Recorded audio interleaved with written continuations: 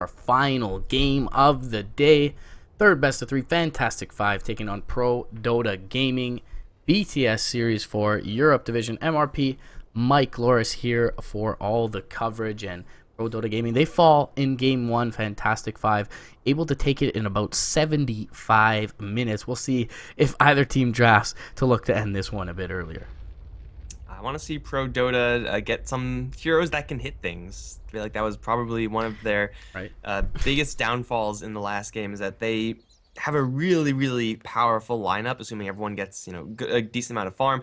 For like the 30, 40, 50-minute mark after that, I mean, your spells really don't do all that much, especially when the enemy Weaver picks up BKB, especially when the enemy Shadow Demon suddenly has a pipe.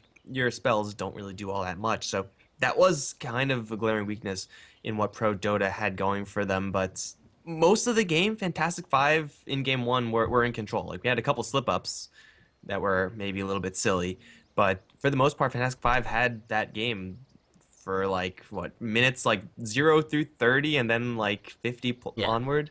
Yeah, a couple of missteps on the high ground from Illidan, perhaps, but able to pull it together, and may have taken a little bit longer than they would have anticipated, but they do get the W. They'll go with identical bans as to the first game, but Fantastic Five will have first pick for this one, so we'll see what Prodota Gaming do, whether or not they ban the IO. It's going to leave the Shadow Demon in the pool.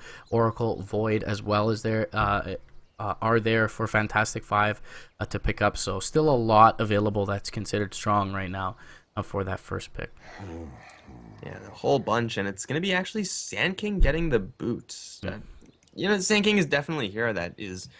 I would say it's not too weird to see that, but yeah, I don't know. Maybe they are just more comfortable with having it themselves. Even then, not really sure if that's the truth. Maybe I'm just being a little bit too hard on Comfy, given the context of the game, given the lanes that he had the option of ganking. But Sand King last game was not really all that effective, kind of lackluster epicenters across the board. Sometimes hit it onto 3 heroes, other times, more often, it hit onto 0. This is what I would be more scared of if I was pro Dota. It was the fact that the Shadow Demon was an all-star last game, super consistent, and there's really no reason to think it would be any different this game. Yeah, our men played very well in game one on that Shadow Demon, and definitely content to pick it up here. I mean, in defense of Pro Dota, they don't pick up that Sand King intending on putting it in the 4 role, but it ends up going there. So maybe come with me, just a little bit rusty on the hero, but definitely did seem a bit lackluster in his play, whereas Kefka a lot more comfortable in the off lane, and perhaps some of it goes back not only to the first pick Sand King, but the 5th pick Darkseer for Pro Dota Gaming. So we'll see if they change things up a little bit.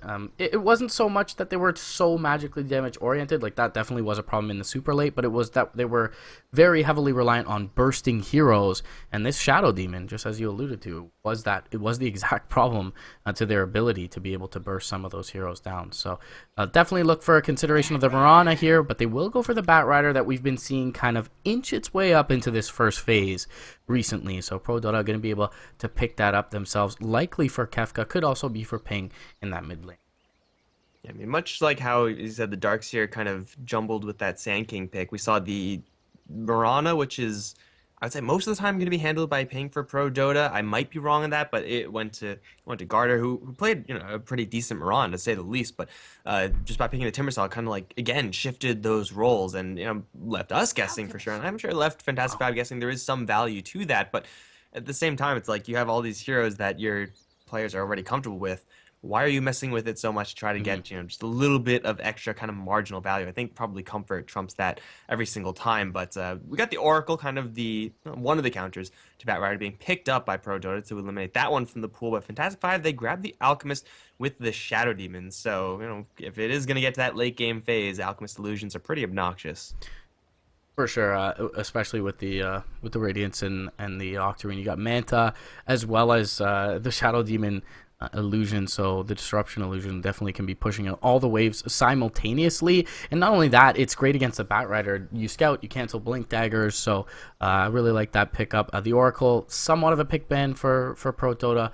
Definitely something they're comfortable with as well, but against the Lasso, False Promise, just too good of a tool to give away to Fantastic Five. Very interesting to see the Alch picked up this early on, though. It does feel like they could have gotten that later into the pool, maybe grab up a Kefka hero in this second phase. Morphling Ban is going to come out for Fantastic 5 as a hero that kind of scales throughout the game and for obvious reasons synergizes very well with the Shadow Demon, is relatively difficult to burst down in the lasso duration as well. So pretty wise ban from Prodota.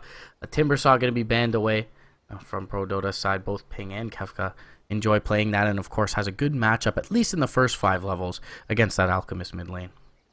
The goal for Prodota right now should be pretty clear, as it is normally whenever you see an Alchemist on the other end, is how do we get pressure on him? We got to pick up pressure heroes.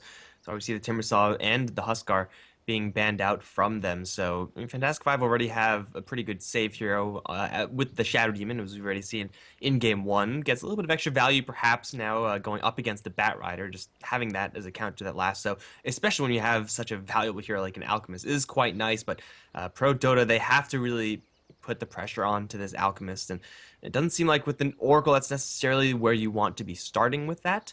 It doesn't seem like AA is going to be really big game here. They're going to go for a Shadow Fiend as the pick for a mid lane matchup, expecting Alchemist. I mean, you'd expect like the average person would be like, oh, you know, Shadow Fiend wins that, but it's usually like really, really close. Yeah, it's definitely fairly even. If the Alchemist can pick up an early bounty rune and get a bottle, he wins the lane as well. So it's interesting to say the least, but I mean, perhaps, you know, just a bit on the back foot in the series. Relying on skill here is Prodota trying to just win the lane by virtue of that, and that, you know, Shadow Demon is definitely a hero that can synergize decently well with the Bat Rider. Is a hero that can do a lot of damage if he's in the fights for longer with the False Promise. So it's an interesting pick. It's definitely not one we see picked up early and often. We'll see how it ends up faring here, but it doesn't seem like, as you mentioned, the Alchemist pick has been punished at all. I don't mind the AA here on top of the Bat Rider, and Oracle AA can actually do a lot of work in a dry lane. But, with the Shadow Fiend, you want at least one support who's going to roam near and around that like central western hemisphere of the map, where he'll be stacking and helping out the lane from time to time, because Shadow Fiend, generally speaking, is going to rely on some of the jungle to recover or to get ahead. Yeah, we're seeing a little bit more Shadow Fiend nowadays, but not really like to a large amount. When he really was that hot hero, the kind of the assistant hero, the big assistant heroes rather, was, you know, Vengeful Spirit. We had Tusk, another big one that you know, just enables the Shadow Fiend so well just by positioning the enemy so you could easily land raises. Easy peasy. You got some save potential there as well, and usually that is going to devolve into kind of a death ball-y type of strategy. That might be where Prodota are trying to angle themselves towards, because no matter what patch you're in, Shadow Fiend is going to have a lot of right-click damage. A lot of right-click damage is pretty darn good at taking down those towers, and that is one way of pressuring a team that is going to decide to run an Alchemist, especially an Alchemist in the first pick phase. So Prodota do have the option going for that with an Oracle as their kind of sustain-y type hero. It's not that bad, but for sure it does need a little bit more help. The Shadow Fiend in particular, as you said, really just at the bare minimum needs someone to ensure the jungle for him. For Fantastic 5, though, Slaughter, Golden Star had some amazing crushes, fell behind a lot in the farm, but I still think this is a solid way to go for Fantastic 5. All right, so you talked about pressure heroes. We've got SF, Slark, Bat Rider. These are definitely some heroes that, you know, at least Bat Rider, Slark can get to the back lines quickly. Slark, nice, he can purge off the amp damage. Slardar, I felt like was a bit of a ban as well as a pick for Fantastic 5. Of course, as you mentioned, Golden Star, pretty comfortable on the hero, but in the same respect, synergizes very well with Shadow Fiend, and Shadow Fiend can essentially play your one role out of the mid lane, where your Slardar kind of plays that utility role from the safe lane with guaranteed farm. So I definitely like to pick up from Fantastic 5. I don't mind the response at all from Prodota Gaming as well. And with False Promise, Slark has essentially kind of 2 Shadow Dances available to him. But this is an interesting pickup from Fantastic 5 here. I was actually leery of this pick in the first series of the game, because friends have actually been picking up the Warlock from time to time, but they're going to grab up some heavy team fight. They know that Prodota are going to run at them. They want to be able to defend their towers, give their Alchemist a bit of time to hit that very potent critical mass kind of stage in towards the early mid game. So Warlock, I don't hate the pick here. Shadow Demon in general is very good at solo zoning offlaners as well as committing pulls by himself. So Warlock can be a little bit greedier, pulling the camps and getting a little bit more farm while Shadow Demon holds down the lane. And the natural inconsistency of Warlock because of his high cooldown ultimate is kind of smoothed over by the fact that everyone else on Fantastic 5 have more so on the lower end of cooldown. So yeah, you'll be very powerful once you do have that Warlock ult, but it's not like you'll be completely helpless when you don't have it. You will still be able to, if you have any sort of farm, function somewhat well in those fights. And furthermore, the Pro Dota side there really aren't the type of heroes to kind of duck in and out of the fight, at least not one where you can avoid upheaval. Like, that is maybe going to be relevant here because Slark, yeah, you go for like Shadow Blade most of the time. You're probably not going to see 4 staffs outside of what Batrider is going to get. So, once Pro Dota go in, they go in. And they're going to have their eyes set on the Alchemist. They're going to have their eyes set on the Slardar. They may not be looking at the Warlock, who is going to be played by Illidan. Never mind. We got ourselves something a little bit strange here. Ricky Shadow Demon supports with a Illidan Warlock. Okay. Okay, so Corlock is the play, I guess. Love the Night Stalker pick coming out from Pro Dota Gaming. Definitely wanted to talk about some sort of run at you lineup, assemble something that was very aggressive up against the Alchemist. And as you mentioned, Shadow Fiend is kind of decent at dealing with towers. That was a bit of a shortcoming in their draft earlier on, but they are definitely heavily skirmish based. They're not all that reliant on cooldowns. Sure, you would like it to be nighttime for the most part, but Batrider can provide you some vision until the Night Stalker is able to do so. And early on in that game, that first nighttime phase, they should be able to run at these squishier heroes, like the Warlock, the Shadow Demon, even the Alchemist towards the mid lane. And the other thing about that is there's potential to run aggressive lanes here. And Ricky is a hero that does not deal well having to sit and stay in his defensive tri lane and skirmish with the enemy. So look for Pro Dota potentially to bring over some extra bodies down to this bottom lane. It is definitely a very pressure-heavy draft from Pro Dota with this Night Stalker pick, who's pretty much the poster child of, do you want to pressure the opponents? If so, pick the Night Stalker. That being said, it's not like they're going all in on anything for Pro Dota. If they do mess up, yeah, they'll be placing up against a late-game Alchemist, and yeah, that's never exactly fun, but you have a Shadow Fiend, you have a Slark, who they're menaces, and Batrider, Night Stalker, as far as your kind of non-damaging late-game heroes, they do a hell of a lot there as well. So for Pro Dota, their real power curve isn't all in on the early game, whereas for Fantastic 5, I'm not really sure how this mid Warlock played by Illidan is supposed to operate. I'm not really sure how he likes it, but it does seem like it is going to be just kind of the space creation. They are placing a lot more emphasis on that chaotic offering. So that point I made about kind of cooldown and being more consistent is going to be not as applicable here, played in the core role. But if he is able to grab kind of an early-ish Hanamitis into those big Warlock spellcasting items, then yeah, Pro Dota are just going to get squashed by this hero. They need to apply some pressure, and Night Stalker is a pretty good hero at doing it. Oracle, not as much so. Yeah, it definitely does feel like he's fairly vulnerable in the mid lane, and Oracle does provide one of the most reliable nukes, at least early on, if he comes in tandem with the Night Stalker. Alchemist is not a hero you want to leave free farming, so maybe that's part of the plan for F5 is you want to give them multiple targets to have to pressure in the early game. And if you can even save 1 or 2 of the attempts using the Shadow Demon from RMN, which he was very capable of doing in game 1, that is going to really throw off the farm capability and the timing of Pro Dota, as they are going to want to be roaming around the maps and relying on kills to propel them momentum-wise towards the mid-game. So right off the bat, the matchup Shadow Demon versus Warlock is, for minutes 1 through 3, pretty darn good for the lock. RMN, though, under a lot of pressure from Come with me, trading right clicks with a Night Stalker, as any hero is usually not advisable. He land another Shadow Poison. That's up to 3 now. I don't think he'd land the 4th. Oh, he does land the 4th. This is going to hurt a lot, especially if he lands a 5th. Oh, that's going to hurt a lot. Oh, man. Run away, Night Stalker. It's daytime. You can't really finish him, but yeah, going back towards mid, the Warlock has a very, very high amount of base damage, and if Ping isn't able to get those few souls up first, then Warlock should have a pretty good snowball to start. Holding his own, though, right now is Ping in the mid lane. He's got 3 denies at the very least. So gonna start to accrue some of those souls. Doesn't go for the early raises, as he went for the Wraith Band, not gonna bottle rush or anything. But Come With Me running through the mid lane. Orb of Venom is there, and yeah, Shadow Word at the very least will tick him out more than likely here. It is level 1 though. He's regenerating up. He's a very tanky hero, is the Night Stalker, and will survive with 10 HP. That Fairy Fire is going to be what keeps him up. He'll buy out and deny himself to the neutrals. He'll be able to continue to pressure across the map. Yol in towards the mid lane, but there is a sentry here for the Radiant. Oh, it is for the Radiant side, so ping.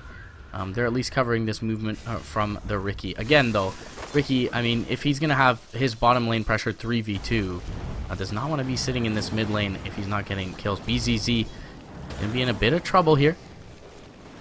And he is going to drop in the bottom lane as Kefka going to fly over him alongside Come With Me. Taking a few Shadow Poison stacks, but should be fine. 2 back off. Come With Me going to run into Yol here, but very healthy on the Night Stalker, so will be just fine. The rune taken, though, by Yol, and it's a nice pickup on the Alchemist. You want to be doing this over and over again. Just to farm Warlock doesn't necessarily feel like enough for this Fantastic 5 side, and with the Alchemist having a poor start and Golden Star not having a terrible one, but zoned out of lane here at this moment, this bodes well for Prodota. Yeah, this bottom lane is really well situated for Prodota. First of all, it doesn't really punish their top lane too much by not having 3 heroes there. They're able to do just fine 2v1 against the Slaughter. In fact, they just recently forced him all the way back. But the way Alchemist works is that Acid Spray pushes the wave. That's why we usually see Alchemists in the mid lane, because the distance between the towers is so small. When the distance is on the side lanes, when Alchemist is in those situations, he pushes his wave out really quickly. You need to get the pulls off very, very quickly, or else you're always going to be in trouble of being ganked by something. And when you're looking at enemy Batrider, enemy Night Stalker, it's so easy to die, because if you get hit by 1 stack of Napalm, usually the void is going to happen afterwards. Usually get hit with the 2nd stack of napalm, and then you're just dead no matter what your allies do. So this is almost the perfect punish lane for the Alchemist. Like, this is a dual lane from Prodota that takes advantage of the fact that the lane is more often than not going to be pushed out super far towards the dire side. They will be able to apply a lot of pressure to the Alchemist, and for F5 they don't really have the answers to it. They're going to try to go for ping over towards mid lane. A little bit of damage here and there from Yol Illidan with the Shadow Word. Should be a kill, and it will be. Yol sneaks in the last hit there, Boots and Orb of Venom, killing off the Shadow Fiend. Yeah, it's a nice pickup for them to have. In the meantime, a stack and a wave, though, cleared up by Kefka, as well as the Night Stalker. Nice cheeky little play from Roman to take one of the big creep last hits, but should give him enough to get Tranquils fairly soon on Kefka, and he'll be able to have a lot of stayability in this lane, constantly pressure up on that Alchemist alongside his Night Stalker. Meantime, Golden Star looking to eclipse that level 4 mark top lane, so not doing poorly in terms of the experience department, but definitely underfarmed at this point. He has, however, scrounged up enough gold to get his Iron Talon. Yol, though, he's dead bottom lane, and no luck with the mischance underneath the smoke screen. Come With Me gonna find himself a solo kill on that Riki. That was about expected value. That's only a level 1 smoke screen. Come With Me missed once. Maybe it's a little bit worse than expected value, but I'm not really sure why you take that risk. Like, you have a double damage rune, yeah, but you're not going to win that race. They're going to get into a fight up towards top lane. Golden Star going to get a big hit from the Purifying Flames. Here comes another one. Slardar barbecued up towards top. Rotation from Shadow Demon a little bit late. Prodota, just with the 2 hero combos that they have, getting kills on F5. Alchemist's farm is decent. Illidan is doing pretty darn well over in the mid lane, but for Prodota, these lanes as a whole are going a lot better for them this game than the last. Yeah, it's decent, but it's not good enough here for the Alchemist. And you know, the mid lane, they have 1 stack prepared thus far, just because there's been so much pressure applied across the map. RMN, you see him going over towards that top lane, and Riki, he wants to get things done on the map. He doesn't want to be up in his jungle stacking, and isn't that great at it because he goes invisible. So ping is going to be, they're going to drop the rock actually for this kill, and Yol may actually end up trading his life for it. Kefka going to be inbound. They do have the dust up. Void is available, not necessary, however.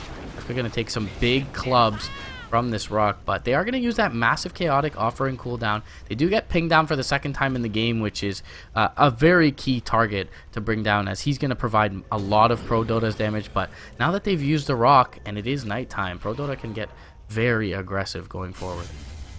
And the courier was actually already flying out with the dust when that happened. Come With Me, he's gonna think about going for Illidan, but he's gotta fight up against the Golem as well. That's a tall order. The guy still has 15 seconds left in duration, but for F5, they're really doing the easiest thing they can do, which is just kill off the Shadow Fiend. And this is one of the reasons why we don't see Shadow Fiend all that frequently, is because he is so easy to kill just with a handful of spells. Warlock Golem not really going to be a great pusher this time, but it is going to be enough to at least get the Warlock a little bit of an advantage. The problem is that this looks like it's shaping up to be a game where when F5 have the chaotic offering, they should be able to take a fight, but when they don't, they're just going to get mercilessly slaughtered. And that's never really where you want to be with the Warlock. You want to be a little more consistent, as I was talking about earlier. Prodota are getting enough elsewhere. They should be able to smooth that out on their end, but Ping has to deal with so much crap right now. He's going to get some help. TP canceled by the Slark, got come with me with an invis. He's going to be just fine, but his farm is going to be really slowed down. He's getting doubled up and then some by the enemy Warlock. He needs a kill right now, but I don't think he can get one. Five are going to rotate in towards the mid lane just to ensure his survival, but yeah, I mean, there's no stacks prepared for this Shadow Fiend. The lane has gone poorly, to say the least. He's died a couple of times, so definitely rough times for him. Conversely, though, Guard are doing very well in the top lane, atop the CS chart, putting a little pressure in towards the tower, and has picked up his Shadow Dance already, so can look to fight, as you saw him thinking about TPing there towards mid lane, but my time here soon to expire, and wow, just maybe conveniently enough, Illidan gonna rotate over towards the rune. Yol has found out Biver in the meantime. There is no chaotic offering just yet. It doesn't look like the Warlock will be punished, and come with me. He's a little bit deep behind enemy lines. Will find RMN. There's no mana for the Unstable Concoction, and looks like BZZ could be in a lot of trouble here. Yol is nearby, Disruption is there, but it's onto the wrong target, essentially, as BZZ is going to be taken out. Kefka there with the Purifying Flames as well from Biver going to contribute in. Void is there, one more Purifying Flames, double kill. And the power of this 2.25 second cooldown in the early game rears its ugly head time and time again. Oracle, one of the better heroes for these skirmishes early on. Ping forced out of lane once again mid, and that is kind of thus far the only silver lining for Fantastic Five, but across the map elsewhere, Prodota getting a lot done. You know what sucks even more there for F5, despite the fact they lost two heroes, one of which being the Alchemist, is that Kefka with the Firefly literally got every single creep in that stack just versus the Acid Spray, which, I mean, Firefly maxed out at this point, does a hell of a lot of magic damage, but I thought Alchemist would at least get a little bit of it. Even if he did, though, Grievel's Greed, I think just now picked up to level 2, so it was level 1 at the time. Yeah, it was level 1. That's not really a huge payoff, so he loses his entire stack, gives it over to the Batrider, and now Batrider is just hop, skip, and a jump away from having even more movement speed, and then of course that translates into Blink Dagger, Force Staff, whatnot in a little bit as well, so Prodota just win that fight so hard for themselves. They will lose the Courier, it looks like, as it's... Oh! Fly away, Pudge. Okay, it took a hard left. Yeah, you really didn't expect that. You wanted to get Golden Star in melee range, but unable to do so. Ping, though, he's in a lot of trouble. He walks uphill into his own death here, more than likely. And, okay, they're going to kill him off regardless, but it actually buys some time for Kefka, who just skills up the lasso now, and he's got some allies inbound. RMN, he's not... Oh, he is going to be killed off. They have enough damage with the Dark Pact and the Purifying Flames. Definitely underestimated that amount. So they get the return kill. It's certainly not ideal for them, as Ping once again goes down, and you take a look at the net worth. He's sitting at 5th overall, but it just doesn't... They just don't feel all that threatened. I mean, this is nighttime. They've had this chaotic offering cooldown up for 2 minutes now, and just haven't looked to take a full-scale engagement yet for F5. They're trying to buy BZZ some space, but it still feels like Prodota pretty comfortable with where they're at. The Slark with a sizable lead at this point. For F5, they really just have to keep sitting on the Shadow Fiend, because an underfarmed Shadow Fiend is useless. By the way, going to get stunned up by the Alchemist bottom. Oh, Kefka, though, flying in. Because Batman is always there to punish evildoers. Yol's going to get pushed right back into a lasso. Ping's going to get a pretty easy kill from that one. And the Hunters become the hunted. Kefka is really starting to step up his game, accelerating even harder on the Batrider in this particular one. And also, like, there is a Slark in this game, too. So Prodota... It's not like they're, getting all this farm and kind of this more utility issue here without having the DPS to back it up. Slark will have that DPS. In fact, he's using that to take down the tower up towards top lane. Oh, and so they're baiting this in F5, as well. They need to make a play happen. RMN in trouble. He's got an Arcane Rune on the Oracle, but he does get the Disruption off onto Garter. He's got the Shadow Dance if need be, though. Even False Promise for good measure, and he will be able to just make it out. Because he had the Arcane Rune, Biver not really worried about expending that cooldown there. But they take out, or the tower is taken down. It is denied by Golden Star. Meanwhile, though, Ping finally getting some desperately needed free space in the bottom lane. And it looks like he may be even able to take this tower down. Cliff was refreshed as that tower goes down top lane. But he'll be able to likely take it out here. Even more cash there for the SF. Over towards mid lane, though, they drop the rock. Come with me. And the smoke screen is going to get out of there just fine, especially when Viper comes in. The slew of support spells, no false promise, no problem. And I was going to say, like, they have to make a play. Yeah, it's going to happen with a chaotic offering. Failing a Night Stalker kill, that's not exactly good enough. There is a lot of armor on this hero, a lot of health as well, so you need 3 heroes at minimum if you're going to convincingly kill him off, even if you do decide to drop that ultimate from the Warlock. And I don't even think, again, this Golem is going to be doing all that much damage to the tower. Clears the creep wave pretty darn quickly, but that's about it. So F5's most valuable spell being used for like killing off 2 creep waves, it's not that good. Yeah, certainly so. And Night Stalker, very innately tanky target. Having the Oracle behind him is going to ensure that he survives. Ping finally finds some much needed farm, as we were touching upon just a moment ago, sitting on level 8, and the pressure has been stymied back. Now they're not worried about all that much. Considering that the chaotic offering is off the board, they'll look to occupy the jungle where BZZ currently resides. And he's only got an armlet to his name thus far. 12 minutes in as the Alchemist. Oh, I'll run into Yol briefly. Don't have any detection for him. Dust is going to be popped off by Kefka, but fortunately misjudged. For now, though, they do have, I mean, a lot of the map occupied. Wards down all in the Radiant side, or in the southern hemisphere of the map, and pretty much the only thing keeping Fantastic 5 as jungle safe is this tier 1 in the mid lane. Pretty sure if Prodota really wanted to, they could just bulldoze that down in a flash. I mean, Kefka doesn't have a blink dagger yet, so he can't really force the fights. He does have the drums and the tranquils, so he is still very fast and very effective. Like 1200 HP, almost 1300 HP, 13 minutes in is ridiculous for the hero that he's selected. So for Prodota, they're still in a really good spot. And I mean, just looking at the Alchemist farm, he has an armlet, which is okay, I guess, but he's not on top of the net worth chart, which is where an Alchemist needs to be. He's behind the Slark by a good 1,000. He's now even behind the Warlock, who just picked up a Hand of Midas, which is great for Illidan, but the Warlock is not going to be able to hold down the fort by himself. He really does need a sizable amount of help here from someone, and that someone might have been Golden Star, if not for the fact that he just gets pounced up and killed by Garter with that shiny new Shadow Blade. So yeah, the Slardar, the Alchemist, they're going to be really slow out the gates in this game. Mammoth going to join with him, has that value point in Crippling Fear as well. Be that big silence at nighttime, and now they're going to look to find the Warlock, and they should be able to take him down with ease. He'll be silenced up, can't even get the Shadow Word off. They do get the disruption out, but still pounced up, brought down. Lasso is there onto RMN. Now he'll be dropped as well. This will be the mid lane tower taken by force from Prodota, and there is no response inbound here from F5. Chaotic offering up when the Warlock respawns, but I already kind of mentioned that this Shadow Fiend going to facilitate these tower pushes fairly quickly, despite being a little bit low on farm. Garter still has his Shadow Dance available. False Promise is still there, and there's a good amount of nighttime duration left here. Come with me. Stalking behind the trees and using the Napalm for vision as well as Kefka, so they'll be well aware of any initiation coming forward. The smoke screen is going to catch onto the Slark, but it's simply going to force him back. Firefly up. Crush will connect onto Come With Me. Tricks of the Trade is there by Yol, but it looks like everyone will just be able to extract themselves cleanly from Prodota's side. Prodota already won the fight because they got the kills. They now force the Alchemist away from a free farm bottom lane into a mid lane where there's no fight and therefore no gold for him.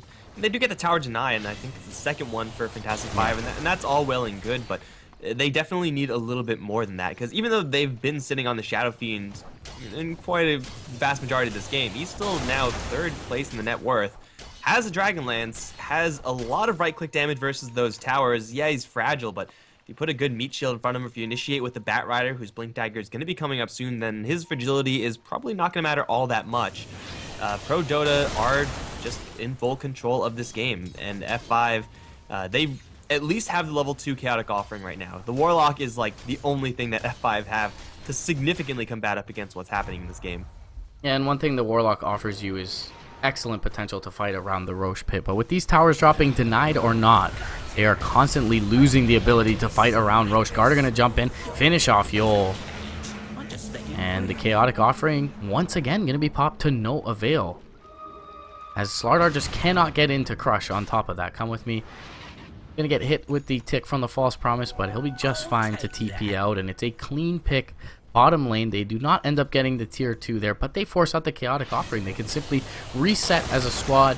They do not have darkness up for come with me just yet, but can look to fight once again. They're really under no pressure though. You look at the current standing of the game, they're looking at about a 7k net worth lead and relatively even one in experience as well, going the way of Prodota. And whenever that is the case against an Alchemist, you're very content with where you stand. 16.5 minutes in, not even a Sacred Relic up on this Alchemist. I would argue that for Prodota, getting the ultimate out of the Warlock is more important than getting the kill on the Riki that they got. Because now in 2 minutes, which is the cooldown more or less of what Warlock has, you could do actually anything as Prodota. Kefka now picks up his Blink Dagger. Not even going to bother keeping that a secret because you don't need to. The enemy team will know about it, or will know that it's coming up soon, if not now. So they have all of their assets, and for F5, they don't have a farmed Alchemist. He's, I guess, tanky with the armlet, but even then Prodota have enough damage and then some to kill him off. I mean, Shadow Demon, Riki, what can they really do in this situation if Prodota decide, screw it, we're just gonna go for Roche? Like, can F5 do anything about that? I don't think they can. Yeah, and you want to be able to contest with Acid Spray, with Riki, with Chaotic Offering. You want to take that fight in a choke point, but you just can't afford to do so right now with the Chaotic Offering on the sideline and all the map control heavily in the grasp of Prodota's side. So things not looking good for Fantastic Fives, and looks like we may just have a draw if Prodota continue to play this as cleanly as they have thus far. Golden Star looking at Garter bot lane, but again, no Blink Dagger is going to make that kill extremely difficult to attain. Kingman check, he's picked up Travels on top of his Dragon Lance at this point, so can just constantly be able to push the waves, keep himself in safety. His team has displayed that they're more than capable of creating the space for him at this point. The Alchemist has hit 4,000 gold. He's going to grab a Relic. So at least he has that going for him. His farm is slow, yes, but at least he'll have the capacity of recovering. Gotta remember that there's disruption on his side as well, so Alchemist Illusion shenanigans, still a possibility to, at the very least, delay any sort of play coming in from Prodota. But for right now, I don't think they're really ready to defend this tier 2 bottom because Chaotic Offering is still down. They'll have to give that one up, and they'll get, I guess, an Ancient Stack in exchange. It's only 2, though, so it's not really incredibly impressive. For F5, they just have to make sure that these Chaotic Offerings land on, what, like 3-4 heroes at least? Anything less just isn't going to do it. And the thing is, there's got to be something on top of it. They've landed well thus far, but no Crush, no Smoke Screen. There's nothing to follow it up. Now Lasso is going to find RMN. They're going to drag him back. Yol was in trouble as well. Looks like with the Flame Break, RMN should be able to drop here to Kefka, and he does finish him off. They'll be able to back him out. Come with me, we'll deal with top lane, and it looks like potentially the rest of Prodota can just make a trip into the pit. Man, I don't really remember the last time I saw mid lane Warlock. Like, the example that comes to mind is always going to be MVP. Yeah. Old MVP. I think Virtus Pro ran it a few times. I've definitely seen Illidan run it. I'm not sure what team. I definitely. I feel like he ran it as a stand-in for some other team. Potentially, yes. Potentially. Top. Come with, he's gonna die. Nice stun setup. Amplified damage plus acid. Looks like a lot of minus armor, even though Night Stalker kind of on the tankier end. When you hit by that much minus armor, not much you could do. Garter even maybe consider going for that one, but he will consider going for the Slaughter. Oh, he has a Blink Dagger though. Kefka just now realizing that as well, unable to get the jump before he's able to blink out. So a nice clean pick off on the Night Stalker, slowing down the Ags, which otherwise would have just like completely locked down the map for F5. Farming as Alchemist is already tough. Farming as Alchemist up against an Ags Night Stalker is a nightmare. Definitely so. So Prodota very comfortable with where they're at, and Echo Saber picked up on Garter. He's got another 2k gold. Can look to build into that Scotty as he picks up an ultimate orb here. Penguin Jack recovered nicely. He's almost at parity with the Alchemist at this point in the game, so I'm not sure whether that speaks to his ability to recover or how hard BZZ has been shut down thus far, but we are looking at an Alch with only Armlet Radiance here 20 minutes into the game. His farm will accelerate now that he's completed the Radiance up, as you see him grabbing a lot, but Prodota not too willing to allow that to happen. They're gonna jump forward, looking for more. Sentry is gonna be dropped. Blink Crush is gonna catch one, but the lasso is there onto the back lines, and it's already caught the Warlock, so they have no Chaotic Offering into this fight. Beautifully played by Kefka. They'll finally drop down the Chaotic Offering at the end, but it seems like a little bit too little, too late. Requiem comes out. Pingvinjek just battling 1v1 against the Golem, and now over to the west. They'll find BZZ. Crush again is nice from Golden Star, but no follow-up. And Garter able to run through mega kill streak for the Slark, 3-4-1. When all is said and done, it actually 4 go down on the F5 side as they bought back the Slardar but are unable to get him into the fray once again. And that's a huge team fight win for Prodota, and really no reason for them not to look at a Roche attempt here. Yeah, the DPS I was talking about earlier that Garter has, he has a lot. He has Silver Edge with the Echo Saber. He dropped Slaughter down to like half HP with that out of invis hit, so that's pretty decent. And of course, as you mentioned, Kefka, even though he didn't like essentially completely take the Warlock out of the fight, just by delaying it so that Prodota were able to get those 1-2 heroes, it was good enough. And that was even with the context of Oracle being dropped first, just by being initiated upon by the Slaughter. So they didn't have that backup, offensively or defensively, with Purifying Flames and False Promise. Doesn't matter. Prodota just have that much more damage than the F5 side, especially when they get a jump in like that, even though the Ricky kind of interrupted it from being absolutely, completely perfect. So they go into Roche, get the gold, get the experience, now get the double life on the Slark, who hasn't really even come close to death in this game. The map is very, very quickly starting to shrink. At least for F5 still, they don't have to deal with an Ags Night Stalker, but that's coming up very quickly. They do have the disruption illusions. They're kind of fanning these out and trying to at least farm or push out the waves before Manta comes out for BZZ, but it does feel like perhaps a little bit too little, too late at this point. There's no Chaotic Offering now for another 50 seconds, and they do have that Aegis, but Biver in a little bit of trouble. He's going to be forced to False Promise himself. Garter inbound, Come With Me is there as well. He's going to silence up the Slardar. Nice smoke screen though, but Biver does not drop to the False Promise, and now they're going to look to reinitiate their defensive disruption. Will keep Slardar up for the time being, and he is able to blink out to the east, so Requiem essentially going to be completely wasted here. They're going to jump forward, looking for more. Garter moving very quickly, should be able to find this pounce onto the Shadow Demon. He gets the Echo Saber maim off, and with the Void, one last right click will kill him off, even without latching that pounce. But it is a Requiem expended. They should still be able to take out this tier 2, it feels, in the top lane. Garter, though, he's going to look for stragglers, going towards that bottom lane, feeling very confident with the Aegis in hand, but he will not find anyone. But again, like, the context of that engagement was Oracle being caught. Like, that's how it started. I don't know how he survived with that False Promise. Seems like he took more than enough damage to pop several times over in my eyes, but I guess not. Garter now going to look for Golden Star, who's going to be going in 1v2. He's dead to the Shadow Fiend's raise. Easy kills for Prodota. 5-19 now. Lasso up on Kefka. He's in the air. Not going to find anyone right now, but they're pushing in on several fronts. And for F5, like, the Alchemist still isn't battle ready. Like, he's gone for Travels, which is pretty standard, but is not going to help him fight. The Warlock does have the Aghanim Scepter Chaotic Offering, so that is incredibly potent, but there just doesn't seem to be enough follow-up, as you said. Like, you could drop the rock, yes, but how do you actually make sure the golems hit things?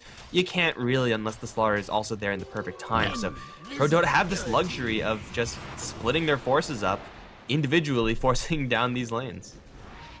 Yeah, and they are more than sufficiently farmed on their cores at this point. Even Kefka, sitting on 10k net worth, has his set of Travels up. So I mentioned the move speed before. Drums, Travels, Windlace.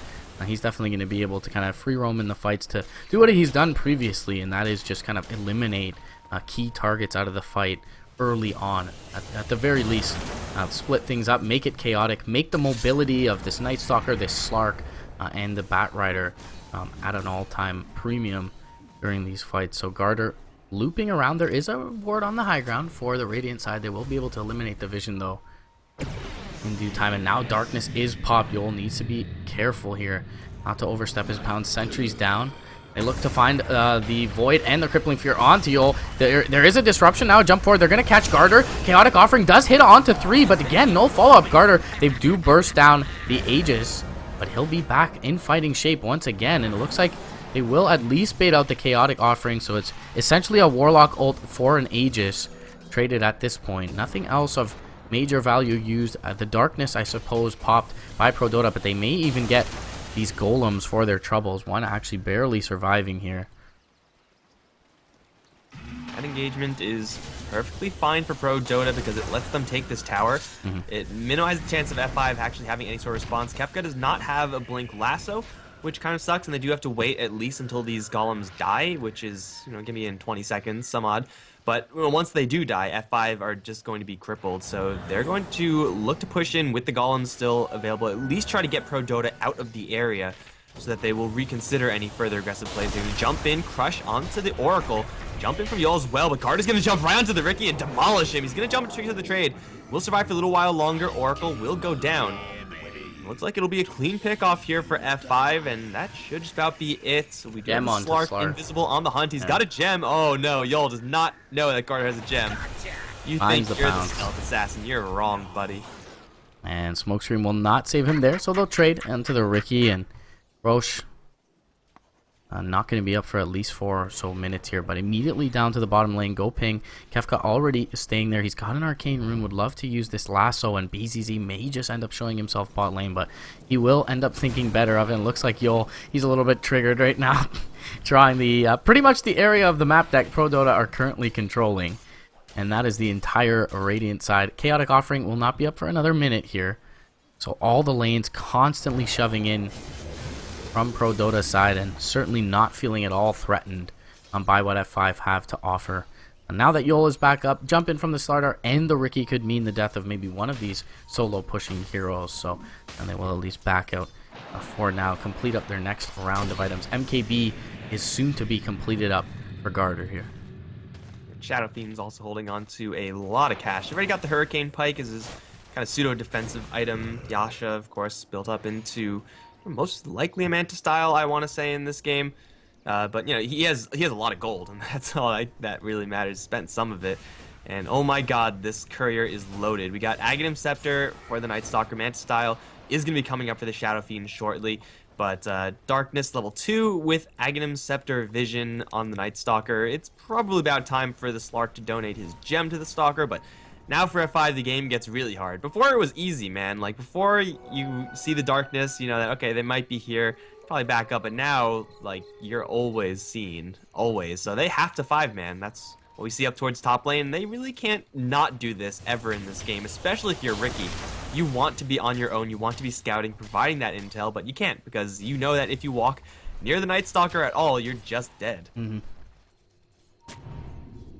And they are not going to have any sort of defensively natured vision in just a moment to be able to help them find the initiation, whether it be with the Slardar or with the Chaotic Offering. So Batrider plus Aghanim's Night Stalker is always going to be an extremely scary combo to fight into, and on this nighttime, just a perfect window of opportunity to throw Garter up on the high ground, dare them to initiate on him, and they will jump forward, find the lasso. Chaotic Offering comes out, but not before the Slardar dies, and Prodota will just, for safety, reset here, but they really have no reason not to continue to fight back in towards F5 side. Chaotic Offering is now down. They have no counter initiation from the Slardar, and they can just slow siege this out. The lasso, though, only level 2, even though Kefka's close to that level 3 mark, so 15 seconds of extra cooldown for Prodota. You know, I don't know if it's going to be entirely relevant, but you know, it's going to be great for F5. Fewer things they have to worry about. Looks like Prodota is going to say, screw bottom lane, you can defend that if you want. We're just going to go ahead and poke at high ground in the mid lane, because Garter can do that. Going to drop a little bit low, but with Oracle behind him, he's never really in a lot of trouble until another Chaotic Offering comes in, or until the Slaughter finds a really good angle. I'm not really sure how those two things are in the cards. Refresher Orb is coming for Warlock, but not in time, not nearly in time. So this is Prodota abusing the very balanced Aghanim Scepter Night Stalker, abusing the fact that they have really good siege heroes. Slark maybe not the best, but Shadow Fiend definitely is up there. Yeah, with his supporting cast as well, and the Oracle and the Batrider to counter initiate, there's really nothing stopping them from continuing to just slow siege this away. They will bring down the wave in the mid lane, but Come With Me going to jump up, give them the maximum vision up on the high ground here. And jump forward, Tricks of the Trade immediately purged off is the crush. Now the lasso is going to find Illidan. He's going to be squishy enough to just be melted in the backlines, and Smokescreen will not save him. He's down for 50 seconds, and simply waiting for a creep wave here is Prodota to look to push into this high ground. and F5 aren't really getting a lot of gold in the meantime. Prodota aren't getting a ton either, but they're getting kills.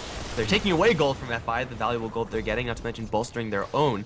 And they're approaching close to that level 16 mark on the Batrider. They're getting tower damage done. They're not really expending anything. They are going to have almost permanent nighttime. It is coming up day soon enough, but there's another darkness in the tank there. Yoel's going to jump in, but get annihilated by the Slark. That's MKB for you right there. Smokescreen and Radiance no longer do anything. Tower's now down. The floodgates are open. The longer this goes on, the worse it gets for F5. So they need to win a fight in 20 seconds, but I'm not sure if that's in the cards right now. Yeah, no chaotic offering available to them. It's going to take some really good play from the starter and the Ricky, and they'll just continue to slow siege this out. Looks like for now, nighttime perhaps expiring soon. They'll back out at least. Look to find up the wave as they've constantly tried to drag it out with these Shadow Demon illusions and been relatively successful in doing so. But even still, 5-on-5, no chaotic offering up. Prodota are feeling extremely confident to walk up to this high ground.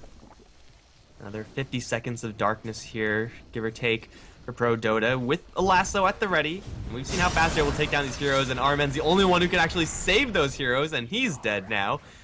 Double infused raindrop. Unfortunately, not going to do it.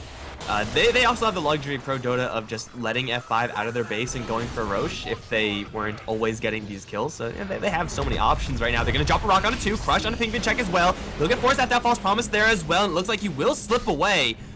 And for F5, that was almost as good as it gets, but just not good enough. Still, we got Alchemist Illusions flooding in. Come With Me is going to see everyone else on the back end. He's the gem carrier. He's not going to get out of this one, so they will lose the Night Stalker. That is something for F5, I suppose. And that's the first time we've seen the starter initiate right on top of the chaotic offering. You can see how potent it can be, almost taking out, well, effectively taking Ping out of that fight, as well as the false promise. So forcing them out completely, and Prodota just not willing to commit too hard to that fight despite their advantage. So it's a chaotic offering when all is said and done for a gem, which isn't a terrible trade, as you mentioned, but it definitely could be better. BZZ does pick up his Manta. We saw him using it to defend high ground. So high ground still is going to be increasingly hard to push up for Prodota, but they get, you know, a siege type item, and it looks like Helm of the Dominators are there onto Ping, so he picks up that Satanic, and they can throw him on the high ground alongside Garter, especially if they have an extra life here, and not be all that worried. Instead of turning and running tail, or turning tail and running with that false promise, he can turn around and fight with the Satanica. This Roche is the second one, so they will get the Aegis, no cheese here. But Prodota at this point had the level 3 lasso, so the slow siege style of just getting constant pickoffs is going to be that much more fast. And it's not really super close to nighttime, but they at least have another darkness in the tank for Come With Me, so he's ready to go. No gem this time, so Ricky maybe going to have a chance to do something a little bit more effective with the smoke screen. Though I wouldn't really get my hopes up if I were him. Prodota with the Aegis are going to say it's probably just good enough, despite the fact we just don't have the gem, not a big deal. We want the Raxes, and for F5, there's still 50 seconds where they have no chaotic offering. I don't see how they win a fight without chaotic offering. They can nuke these waves down, but as long as Garter gets up there alongside them, he'll be just fine. He gets the Purge off onto Garter. Fate's Edict will be there. They're going to have to expend the False Promise as well. And he will jump out of the base. Dust is going to be there. It is going to catch Yoel, but he's over on the backlines. Meanwhile, Ping, putting a little bit of damage into the bottom lane, does take down the tier 3. Kefka yet to use his lasso. So False Promise is on the sidelines for now, but as is Chaotic Offering. And F5 doing a very admirable job thus far of defending their high ground. Prodota seeming a little bit tentative, even with this Aegis on the Slark. Yeah, they didn't really go all in. Maybe not having the Gem of the Night Stalker preventing the Batrider from playing that ballsy. If he had like a BKB, maybe he would just go ahead and do it anyway, but he doesn't, obviously. 2,700 gold is quite a bit, though, so maybe soon coming in the future. It is also not yet nighttime. It will be soon, however, and then shit is really going to hit the fan for F5, but by that time, they will actually have a chance. They'll have the Chaotic Offering. They may even have double Chaotic Offering. Refresher Aghanims with about enough mana to cast everything that he wants to, so for F5, this is going to soon be one of their last chances at actually making a significant impact in this game, because as the game stands, they're not getting any closer to winning. Yeah, and Kefka immediately on the ball. As soon as the gem comes off of stock, comes into stock, he's going to buy it out and ship it right back to their Night Stalker. So as you mentioned, they realize that, you know, the clock is ticking. So they need to kind of get up and get a little bit of breathing room in the form of at least a melee rocks. They will, for free, take out this tier 2 though, so that's going to expose all the lanes now for perhaps them to slow siege in. But they will ship back out a gem with Kefka's gold over to their Night Stalker. Ping being stock bot lane. Kefka looking to find the return kill onto Yol and does dust him up, but he's a little bit far away. At this point, he has a Force Staff available. Doesn't want to go in though. Radiance is there, so not as if he can force in and blink back. Carter, meanwhile, top lane, putting a little bit of chip damage into this tier 3. And now the response will be inbound from F5. I have Scotty on the Slark, so even more bulk there. Damage, armor, whatnot. It's all good.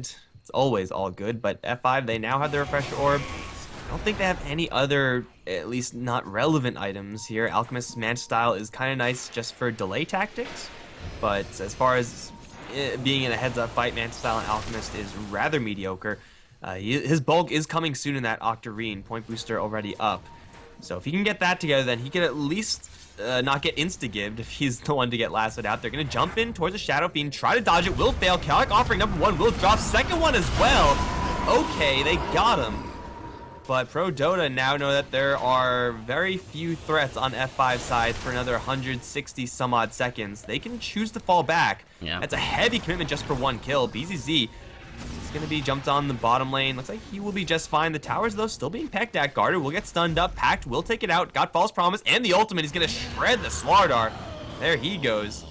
And where are those golems? They are farming neutrals. I feel like you strongly consider just buying Ping back and taking the base right now with these golems over on the east side. Kefka dealing with them. Kefka can TP in towards the top lane as well. Ping's got his set of travels as well, but it looks like for now they're going to play it safe, so to speak.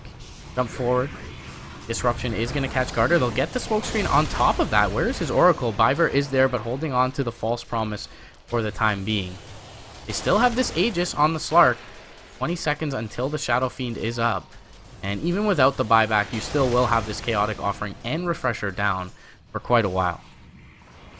Man, those golems, they didn't even really push the wave. They killed like one wave and that's it. They went to the hard camp. It's clear now.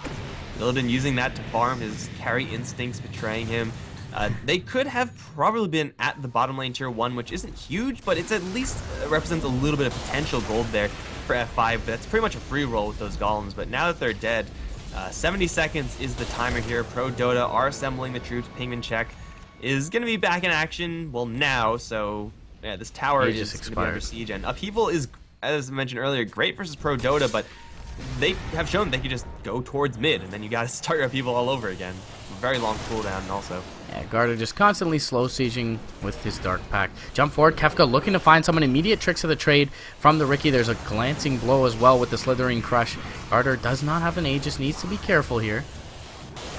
And the Illusion Army will continue to peck away at Prodota, and it just seems like they're just not confident enough to bring this down. The Basher is going to be completed up on the Courier and delivered out now shortly here for Prodota, but it's Ping towards the bot lane who's going to be pushing in once again. They're kind of going to play the split push game at this time, and I mean, against no Chaotic Offering, you would argue that perhaps they're able to take a team fight, but it's only going to be 40 seconds until both Chaotic Offering and the Refresher Orb are back and available for Fantastic Five side. And now's where the Alchemist starts to kick it into gear in these kind of stalemate situations. You need to be getting as much gold as you can possibly get. Mantis Style, Radiance, and Grievel's Greed. It's going to work out at least as well as it can work out for Fantastic Five if they're not losing any heroes. But, of course, that's very delicate because, by the way, they're going to lose Illidan, who just got his ultimate back up online, and now he's dead. He does have a buyback. He really doesn't want to spend it, but he has to. And, well, Prodota, they jump in, get the free pick off, get a little bit of structural damage, and by that I mean range racks his bottom, taken by the Shadow Fiend. Free buyback. Yeah, it's nothing but wins there for Prodota, and they're still not done yet. Garter's going to get crushed up towards bottom lane. Smoke screen there. Demonic Purge. He'll get force staffed out. He should be just fine. In fact, he'll turn around and just demolish the Slardar. You don't mess with the Slark like that, man. So he's dead now, and still bottom lane, Come With Me and Pigman Check are messing, what, 2v3. Still taking structural damage on bottom and top, and even mid. F5 just don't have enough heroes to deal with this. They need like 3 other heroes. Double chaotic offering to bot lane. Ping in a lot of trouble. He will end up dropping Come With Me, looking to try and desperately take down this melee Rax. He's dancing around the golems and likely will end up dropping, but he does get the melee Rax. Garter's going to get his top lane as well. And finally, a couple lanes of melee Rax is going to be secured by Prodota. It comes at a cost. They will end up getting them. And Garter with the Shadow Blade, thinking about taking out BZZ here. He will jump right back in. He had the Silver Edge hit on him, so break is going to be there.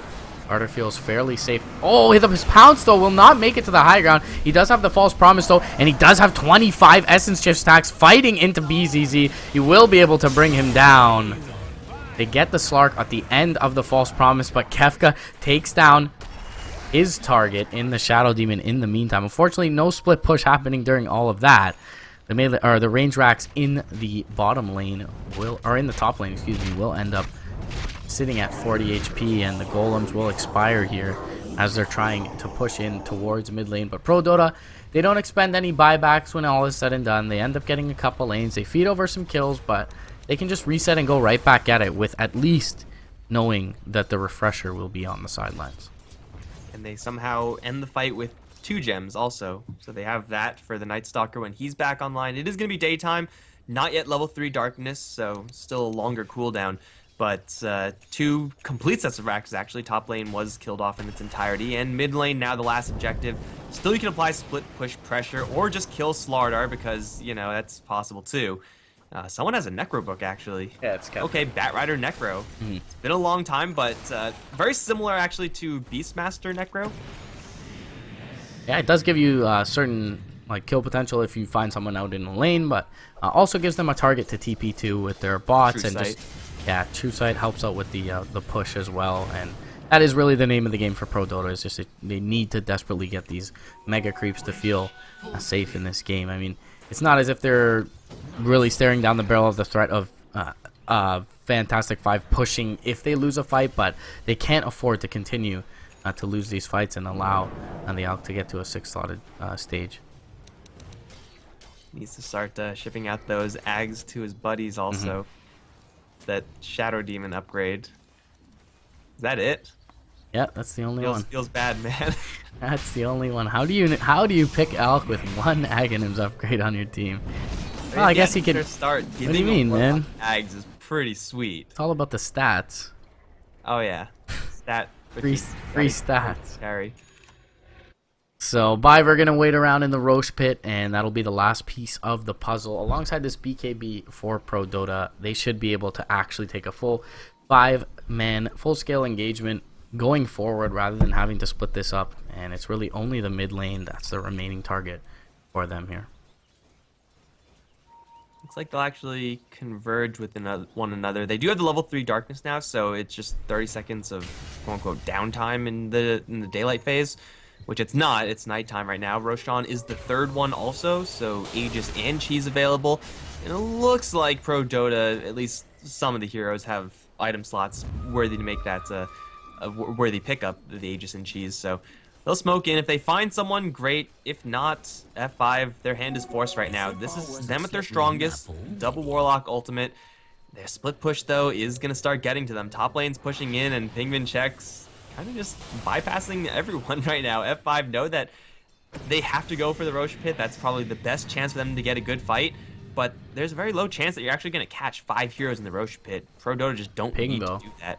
I could have been in trouble in the bottom lane, but we'll make it over towards the east where Kefka is going to be able to help him de-ward, and Ping now going to TP towards the bot lane, join up with Garter, and they should be able to take this Aegis in Chief.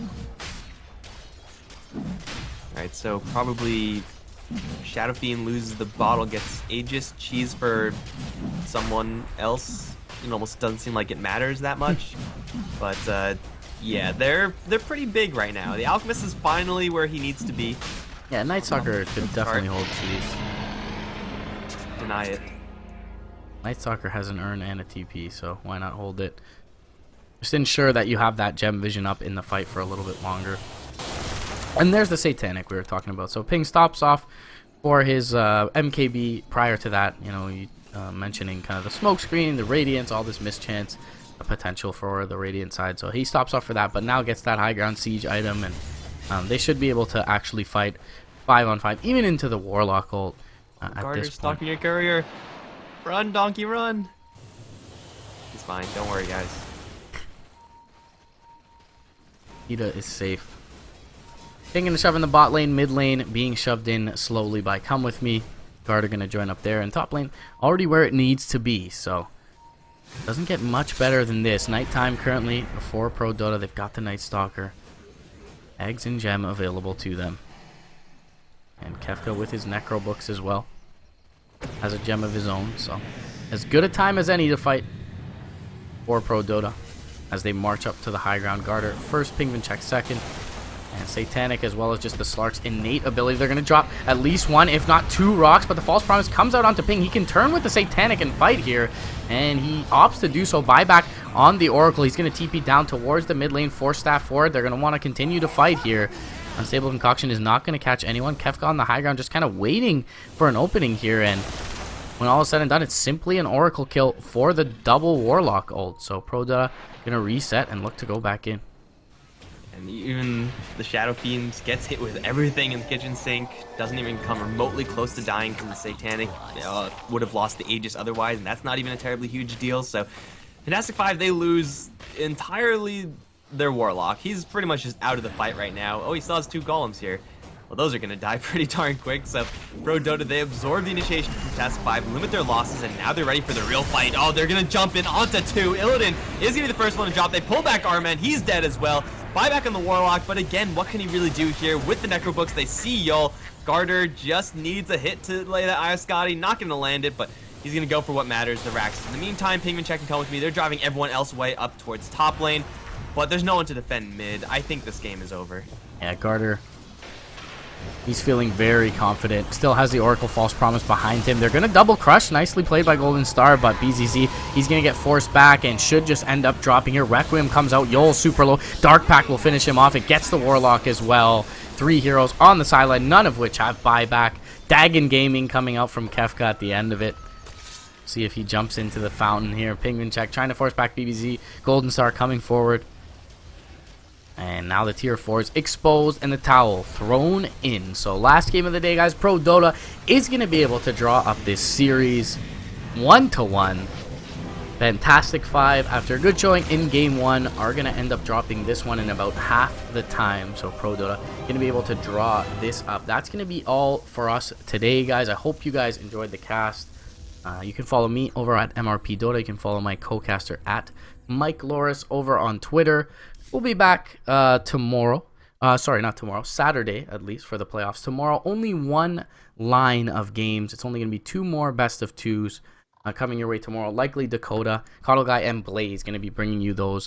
So that always entertaining duo going to pick up Fantastic Five versus Level Up and Virtus Pro versus Level Up. Until then, it's been MRP and Mike Loris. I hope you guys have enjoyed the cast. Prodota going to tie this one up 1-1. BTS Series 4 EU Division going to close out for the day.